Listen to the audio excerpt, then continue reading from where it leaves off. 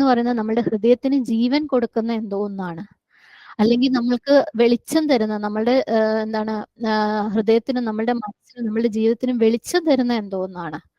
അതുപോലെ നമ്മളുടെ ജീവിതത്തിലെ പ്രയാസങ്ങൾ, വിഷമങ്ങളില്ലേ, നമ്മളെല്ലാവരും അവരവരുടേതായ രീതിയിൽ പല വിഷമങ്ങളിലൂടെയും ഹാർട്ട് ബ്രേക്സിലൂടെയും കടന്നു പോകുന്നവരാണ് അല്ലേ?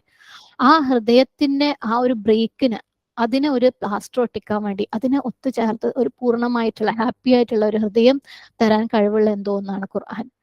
നമ്മളുടെ ആകാംക്ഷകൾ, ആശങ്കകളൊക്കെ മാറ്റിയിട്ട് നമുക്ക് ഒരു സമാധാനം തരാനുള്ള എന്തോ ഒന്നാണ് ഖുർആൻ.